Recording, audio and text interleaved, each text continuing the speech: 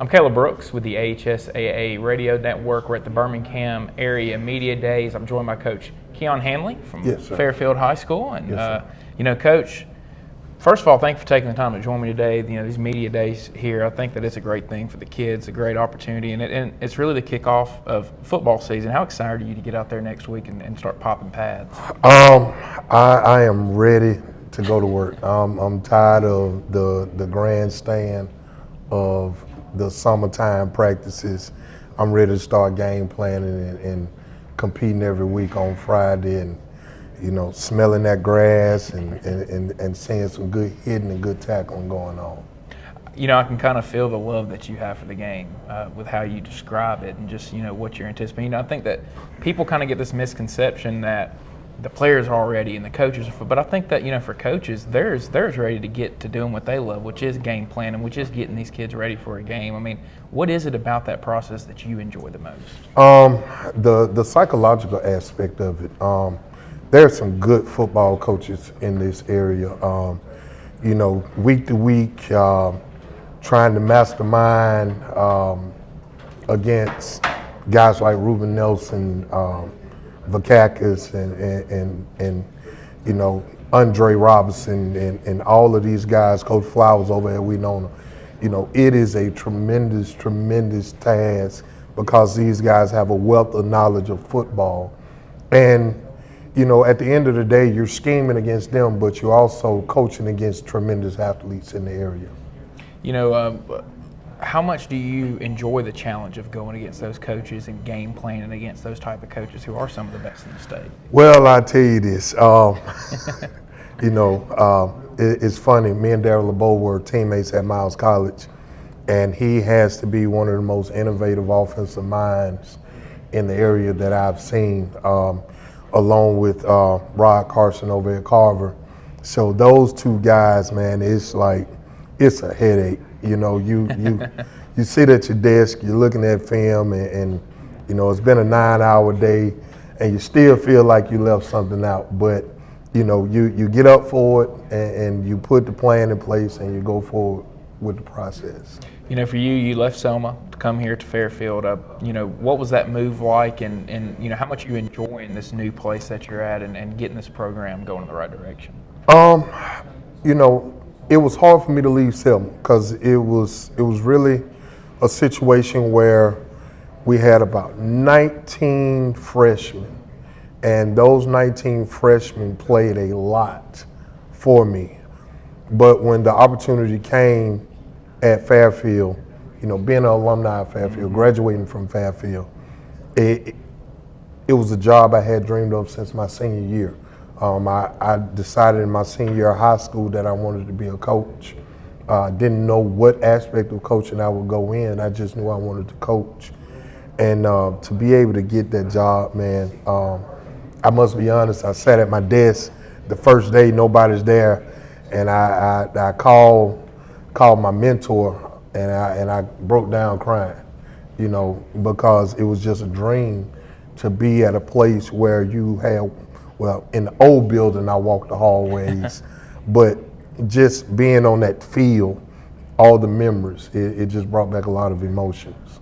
Yeah, that's what I was going to ask you is, how much does it mean to you to be at a place that you graduated from, that you invested yourself in personally as a player and gave a lot of time into? It's the hardest thing to do because you want your program to be very, very successful. You want the kids to really, really thrive and grow. But it's a challenge because you have to take yourself out of it personally and be the professional. So, I have to sometimes keep my emotions in check and find a balance. How did you feel about last season and what you guys did last year? Last season, the goal was to make the playoffs. That we did. There were some circumstances that happened that when things were skyrocketing for us, kind of knocked us off our horse a little bit, but we learned from it, and we're going to continue to grow, and we're going to push forward, and we're going to give ourselves the best chance possible to win the region, not only win the region, make a run in the playoffs, and also give ourselves a chance to earn a map at Fairfield, because at the end of the day, that's one thing that our football program is missing in the trophy case is a blue map. How much would that mean to you as an alumni to come back as a coach and to bring that first map to this school? It would mean a lot.